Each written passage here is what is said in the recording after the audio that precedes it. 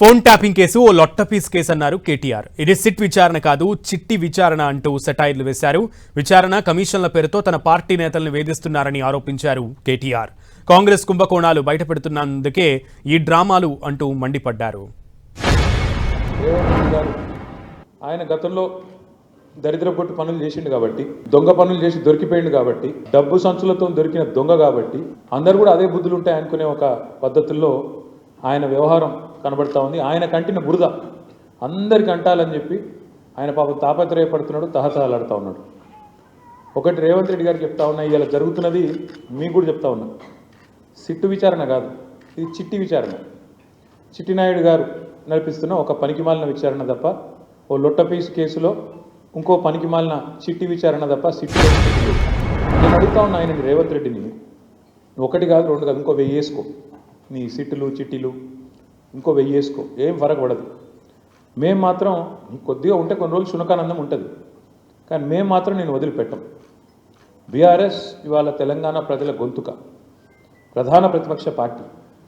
మీరు ఎన్నికల్లో ఆనాడు మమ్మల్ని ఓడించడానికి అడ్డమైన మాటలు చెప్పి, అడ్డగోలు హామీలు ఇచ్చి, అందమైన అబద్ధాలను 6 గ్యారంటీ కార్డుల రూపంలో ప్రచురించి ఆ రోజు ప్రజలను ఏదైతే బురిడి కొట్టించినారో, మేము ప్రజల తరఫున గట్టిగా మాట్లాడుతున్నాం. 2 సంవత్సరాలు సాగతిస్తున్నాడు ఫోన్ ట్యాపింగు. నేను ఇవాళ అడుగుతా ఉన్నా రేవంత్ రెడ్డిని, ఎందుకు ఒక్క అధికారి కానీ, ఒక్క మంత్రి కానీ, లేదా స్వయంగా హోంమంత్రి ముఖ్యమంత్రిగా ఉన్న ఈ రాష్ట్రంలో ఒక్క అఫీషియల్ ప్రెస్ మీట్ ఎందుకు ఉండదండి ఫోన్ ట్యాపింగ్ మీద? ఒక్కరు బయటకు వచ్చి ఎందుకు మాట్లాడరు? ఎన్ని రోజులు లీక్ల మీద బతుకుతావు? జరిగింది తప్పు అంటున్నావు, ఏం తప్పు జరిగింది చెప్పు.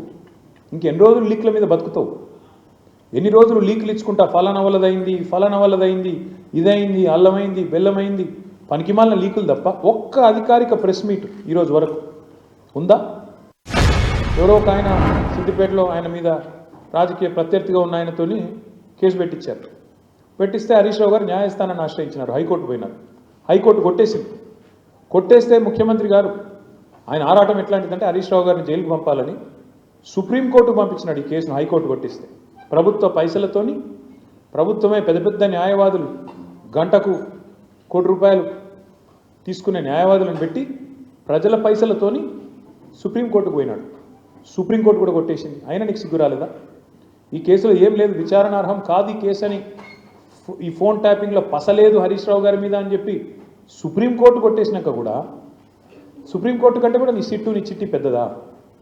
అసలు ఏమైనా ఇంగితం ఉందా? ఈ ముఖ్యమంత్రి గారిని కేసీఆర్ గారికి నోటీస్ ఇస్తారట, ఏది ఈ లొట్టపీస్ కేసులో ఇచ్చుకో, ఏం చేసుకుంటావో చేసుకో, ఏం భయపడం, ఏం చేసుకుంటావో, ఎన్ని అడ్డమైన స్టోరీలు నడిపించుకుంటావో, ఎన్ని కథనాలు వడ్డించి వారుస్తావో వార్చు, ఏం భయపడం, అన్నీ ఎదుర్కొంటాం.